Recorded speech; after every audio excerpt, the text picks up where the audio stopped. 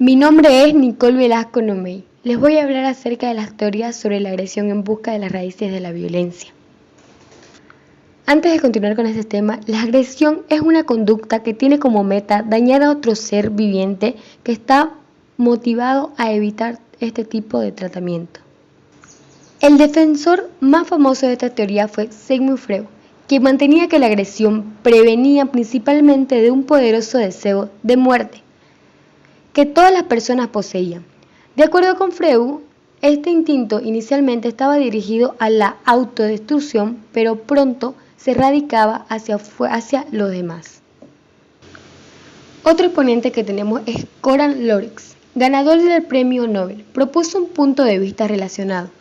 Sugirió que la agresión surge principalmente de un instinto de lucha heredado, que los seres humanos comparten con muchas otras especies. Presumiblemente, este instinto se desarrolló durante el curso de evolución. Hasta hace algunos años, pocos psicólogos sociales aceptaban este punto de vista. Entre las muchas razones por las cuales sus objeciones a la idea de la agresión humana estuviera genéticamente programada, estaban las siguientes. Los seres humanos agreden a los demás de formas muy diferentes.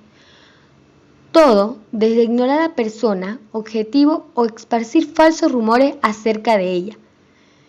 2. La frecuencia de las acciones agresivas varía determinadamente a través de las sociedades humanas, siendo como 50 veces más común en algunas sociedades que en otras.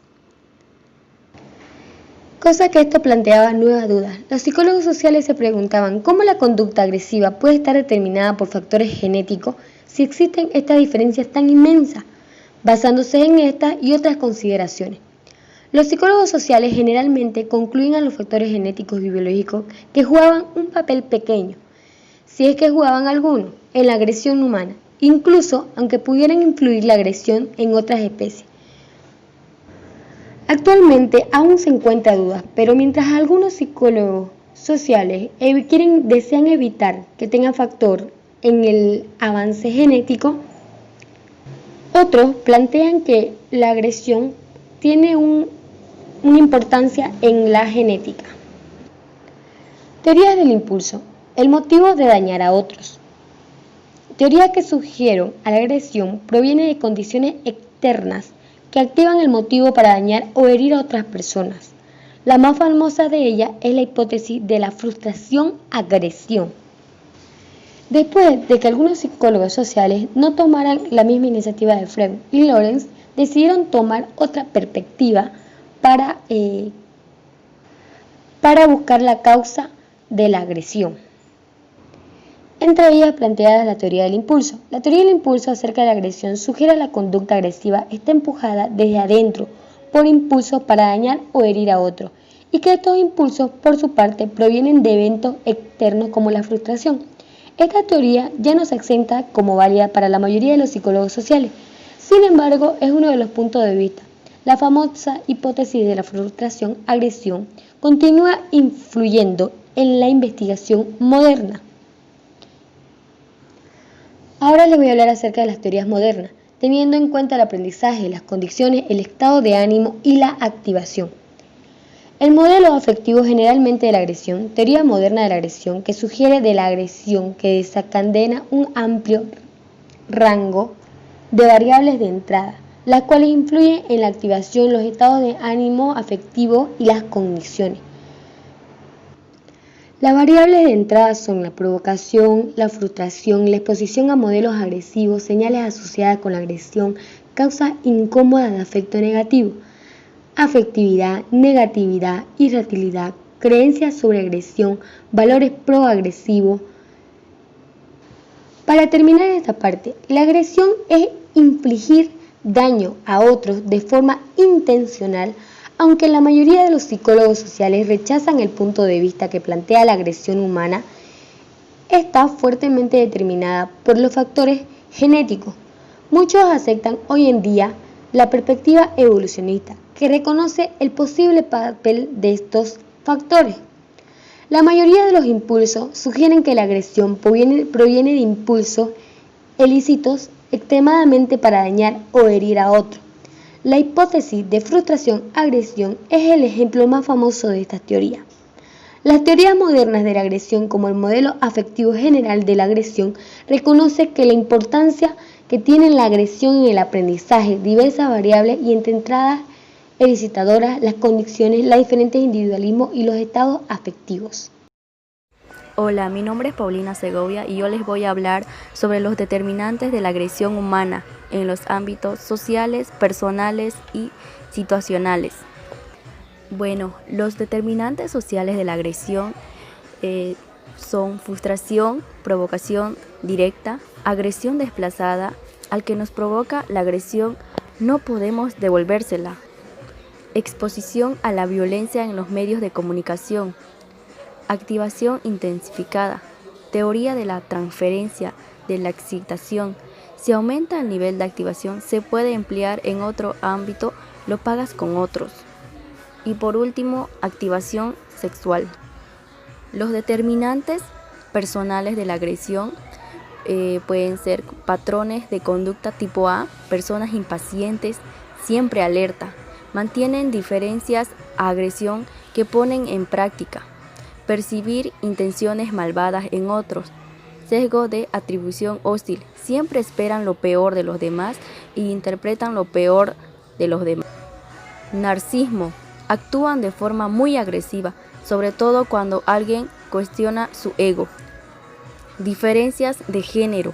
Los varones son más agresivos en términos generales, pero hay diferencias respecto a la directa, los varones, en indirecta, las mujeres. Y por último, los determinantes situacionales de la agresión. El alcohol. Si eres muy agresivo, el alcohol disminuye la agresividad y viceversa. El calor aumenta la agresividad, agobio. Mi nombre es Christopher Rojas Velarde. Yo le voy a hablar sobre causas personales de la agresión. Patrón de conducta tipo A.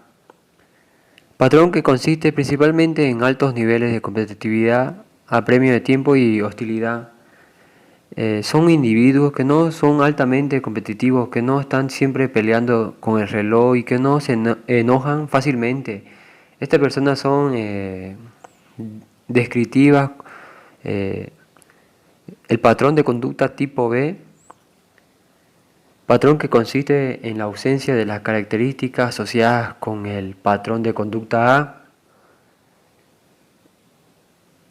Agresión hostil. Agresión es en la que el objetivo primordial es infligir algún tipo de daño a la víctima.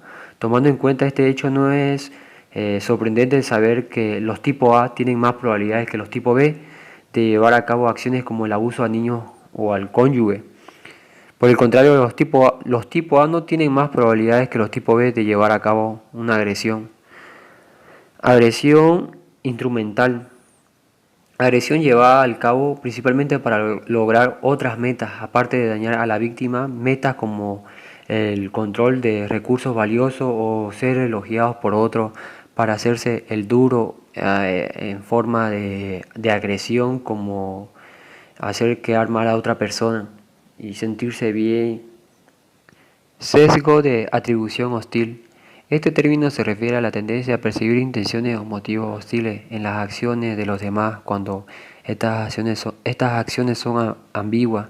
En otras palabras, las personas con un nivel alto de sesgo de atribución hostil rara vez dan a los demás el beneficio de la duda, simplemente asumen que cualquier acción provocadora de los demás es intencional y reaccionan en consecuencia. Los resultados de muchos estudios apoyan el impacto potencial de este factor.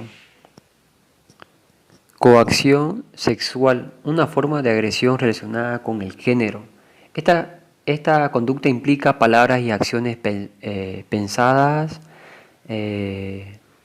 para vencer las objeciones de otras personas a tener relaciones sexuales, las cuales pueden variar desde tácticas verbales como falsas promesas de amor, amenazas de dañar y la fuerza física real. En general, los hombres son más agresivos que las mujeres, pero esta diferencia disminuye ante una fuente de provocación. Los hombres tienen más probabilidades de utilizar formas directas de agresión y las mujeres de utilizar formas indirectas de agresión. Los hombres tienen más probabilidades que las mujeres de tomar parte de una coacción sexual.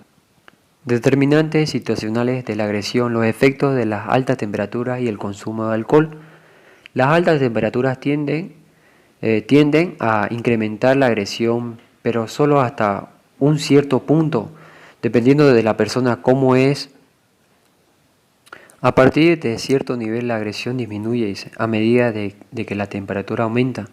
Consumir alcohol puede incrementar la agresión, especialmente según parece en individuos que normalmente muestran bajos niveles de agresión. Psicología social: 30 años de progreso. Estudio del calor y la agresión del laboratorio a los registros policiales de asalto. A medida que la temperatura se incrementaba, los asaltos aumentaban hasta cierto punto. A partir de allí, los asaltos disminuyeron mientras la temperatura continuaba. Es decir, que el calor pone más agresivo a las personas, ya que se fatigan y se irritan hasta un cierto punto. Estos hallazgos sugieren que la relación entre calor y agresión pueden ser. Hola, soy Diana Flor Maitalima y yo les estaré hablando sobre el bullying, las características de los acosadores y las víctimas. Normalmente el bullying está más expuesto en los colegios y muy común en los niños. Hay ciertas características del bullying. Muchas veces hay niños que juegan a ambos roles, es decir, que no solo son acosadores, sino que también víctimas. Escogen ser ambos para ser consistentes con su baja autoestima y con su estrategia maquiavélica para tratar con otras personas. Normalmente estos tipos acosadores y víctimas tienen un comportamiento diferente a los demás.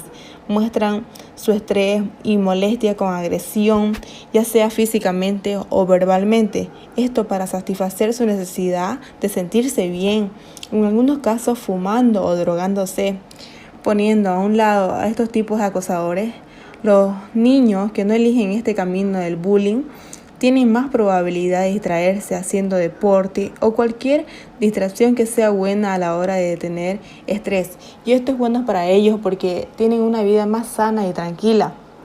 Pero así como se vive el bullying en escuela, ocurre también el bullying en lugares de trabajo y prisiones. En muchas ocasiones el bullying ha llegado a un extremo alto, tanto que muchos niños se suicidan por motivos del bullying. El bullying debe ser visto como un problema por todas las partes involucradas, ya sean maestros, padres y estudiantes. Si el bullying ocurre en los colegios, los maestros deben llamar la atención hacia él y tomar una postura en contra del bullying. Si un maestro o escuela se niega a tratar el problema del bullying, entonces se le debe pedir ayuda a un experto externo. Los estudiantes deben prestarle atención y indicarles que vayan o dirigirse cuando se sientan mal a una persona experta para que los puedan atender. Ahora, pasando a otro punto, la violencia en lugar de trabajo. La violencia es vivido en muchos lugares de trabajo. En muchas ocasiones el agresor ataca a otra persona del mismo trabajo porque en muchas ocasiones el agresor fue tratado de una manera indiferente. Entonces es ahí donde ocurre la violencia. En otros casos ocurre que las personas se disfrazan de trabajadores de la empresa con el objetivo de robar, y esto ocurre en muchos trabajadores alrededor de muchos países. Y ocurre la violencia que porque no le quieren dar una cosa que quieren, los golpean, y existe este tipo de violencia que está muy mal visto en la sociedad. La mayoría de la agresión ocurre en el trabajo, cae dentro de 3 categorías principales: expresiones de hostilidad, que son conductas que son de naturaleza principalmente verbal o simbólica. Por ejemplo, infravalorar las opiniones de otros, hablar a sus espaldas. Obstruccionismo, conductas pensadas para obstruir o impedir el rendimiento de otros. Por ejemplo, no contestar las llamadas telefónicas o notificaciones, no transmitir información necesaria interferir en actividades importantes para el otro. Agresión abierta, conductas que usualmente han sido incluidas dentro de la categoría. Violencia en el lugar de trabajo, por ejemplo, ataque físico, robo o destrucción de la propiedad, amenazas de violencia física. Carol Jimena Justiniano Melgar. El día de hoy hablaremos sobre la prevención y el control de algunas técnicas útiles como el castigo y la catarsis. Todos sabemos que la agresión es inevitable o inalterable. Esto era lo que se creía antes. Por lo contrario, esta puede ser prevenida o reducida. Ahora en esta sección veremos algunos procedimientos que estos se utilizan, se podría decir, para reducir la agresión humana en intensidad. Y hablaremos sobre el castigo. ¿Ustedes creen que el castigo es una disuasión efectiva para la violencia realmente? En el libro de Robert Barron nos da un ejemplo del estado de Nueva York, donde en elecciones el gobernador da una ley de pena de muerte o pena capital y el otro gobernador está en contra de la pena de muerte. Uno de los candidatos plantea que la pena de muerte no disuadiría a los criminales a llevar a cabo actos agresivos, mientras que el otro decía lo contrario, decía que sí habría. Para entender mejor esto, vamos a ver ¿a qué se refieren con el término castigo? ¿Qué es un castigo? Es administrar consecuencias aversivas con el fin de disminuir algún comportamiento. El castigo se usa como una técnica para reducir la agresión. Se dice que el castigo puede tener éxito para disuadir a los individuos a llevar a cabo muchas formas de comportamiento. Sin embargo, nadie sabe si estos efectos son seguros. Esto nos lleva a la pregunta de ¿qué condiciones deben cumplirse para que un castigo haga efecto? Se dice que para que el castigo sea efectivo y tenga éxito hay 4 condiciones. La primera debe ser contingente, rápido después de las acciones de agresión. El segundo debe ser seguro, que es la probabilidad de que siga la agresión debe ser muy alta. El tercero debe ser fuerte, que tiene que ser lo suficientemente fuerte, o sea, muy desagradable para los receptores. Y el cuarto debe ser percibido por los receptores como justificado o merecido. En sí, la magnitud del castigo en sí mismo varía de una ciudad, estado o incluso de un tribunal a otro. Ahora, desde mi punto de vista, pues creo que estoy a favor y en contra, porque creo que hay ocasiones en las que se castiga a alguien sin tener pruebas o sin, no sé, o el castigo no lo hizo. Y creo que sería muy malo que lo castiguen por algo que él no realizó o no cometió. En cambio, para otras personas que sí cometen agresiones o que estas agresiones lo llevan a hacer actos más graves, yo creo que el castigo está muy bien. Y que tiene que ser un castigo donde ellos digan, como dice la tercera condición, que tiene que ser fuerte para que la persona lo vea de esa forma, y diga, nunca más vuelvo a hacer esta agresión o nunca más vuelvo a hacer esto otro. Y pues eso, el castigo tiene que ser fuerte y seguro y rápido. O sea, al ratito de que él cometió, o sea, no al ratito, sino que tiene que ser como que después de hacer la agresión tiene que venir el castigo, porque así ellos ven que van a recibir su merecido por tal agresión que hicieron. Y como hace rato hablábamos también de la catarsis, bueno, sacar la ira fuera realmente ayuda, la verdad. Para que entendamos mejor esta pregunta, vamos a ver qué significa catarsis. Bueno, catarsis es la liberación o eliminación de los recuerdos que alteran la mente o equilibrio nervioso. Se dice que es una experiencia purificadora de las emociones humanas, donde cada persona da salida a su ira, ¿no? Y y hostilidad de formas relativamente no dañinas. Entonces la catarsis es dejar salir la ira, pero no haciendo daño a nadie. Esto puede venir de la frustración o la provocación que te provoquen a que tú te alteres y ya tu cuerpo, tu mente, hace que te venga esa ira, esa agresión, pero esa agresión no la desarrollas porque te encierras en ti mismo y pues no le haces daño a nadie. Estos efectos pueden ser temporales, no siempre son así definitivos. Hola, soy José Antonio Ibáñez Guzmán y ahora les voy a hablar de las disculpas y técnicas para reducir la agresión. En nuestra cultura no es tan fácil que una persona se disculpe y todo quede como si nada hubiera pasado. Generalmente todas las personas tratamos de arreglar las cosas diciendo discúlpeme, lo siento, sin tomar en cuenta cómo en realidad se siente la otra persona a la que hemos lastimado.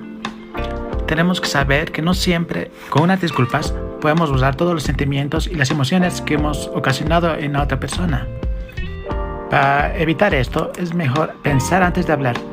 Esto es algo que mucha gente no hace. Generalmente explota, grita, tira las cosas. En ese momento es muy complicado poder controlarnos. Entonces lo mejor que podemos hacer es alejarnos, distraernos, no tomar en cuenta mucho el momento y despejar la mente con actividades recreativas que podrían ser desde los videojuegos, ver series, estudiar, cualquier cosa para despejarnos. Es inevitable en ocasiones herir a las demás personas, gritar, desahogarse, pero para lograr que esto no se llegue a la agresión, tenemos que desplazar nuestro enojo, pensar en algo positivo, en algo que te hizo feliz en el día. Si todo el día renegaste, no puedes llegar a tu casa y seguir con tu ánimo alterado. La posición que debemos tomar es de tener una actitud pasiva con la otra persona. Y si vemos que la otra persona está renegando, tenemos que tratar de tranquilizarlos. Debemos evitar generar más conflicto del que podría haber. Lo mejor que podríamos hacer es callar, esperar a que la otra persona se dé cuenta que está actuando mal. Y así puede llegar a tener una conversación más calmada, más madura, se podría decir. Si la otra persona está enojada, tú no puedes ir a enojarla más. Más al contrario, tenemos que causarle más tranquilidad. Generalmente a las personas, un cómo estás, un cómo te ha ido, puede ser un punto de alteración tanto positivo como negativo. Entonces tenemos que tomar en cuenta cómo está la persona. Esto podemos hacerlo viendo los rasgos faciales, tanto en su mirada, en la mirada en cómo está sentado. Claramente una persona se notará que está preocupada o con un ánimo alterado. Si se la ve así, hay que tratar de darle paz, alegría, hacer escuchar música. Y si se la encuentra triste o deprimida, no preguntarle qué le pasó. Es una pregunta muy detonante. Tal vez simplemente preguntarle o decirle que escuchen música o dar una vuelta o ir a comer algo, cosa que en ese momento no te hable, que su estado se le pase, el mal humor, la rabia que podría tener, hasta que la otra persona encuentre el momento adecuado de poder conversar. También para poder llevar este momento debemos saber cómo responder para que no se moleste. Si tú estás enojado y una persona de buena manera te viene a preguntar cómo estás, tú no puedes ser una persona como loca y largarle. No tenés que enojarte o responder con indiferencia, porque la otra persona se está preocupando por ti, se está acercando porque le preocupas, porque le importas. Entonces a eso vos tenés que corresponderle. O si no, es preferible que te alejes hasta que estés tranquilo, para poder integrarse, para poder adaptarse. Los seres humanos somos adaptativos y por eso debemos adaptarnos a la situación. En este tema debemos ser bien empáticos. En el caso de ser la persona que está siendo agresiva, ponerse en el lugar del otro y saber que no nos gustaría que nos traten de una mala manera. Y en el caso de ser la persona que está recibiendo agresión, ponernos en el lugar del otro y saber que nosotros también podemos pasar por esos momentos críticos, ponerse en el lugar del otro y así poder lograr un perdón sincero. Poder hablar, poder conversar es la mejor opción que puede haber, ya sea tanto tu pareja, familia o amistades, ya que con la comunicación podemos abrir muchas puertas, siempre encontrando las palabras correctas para esa persona. Gracias.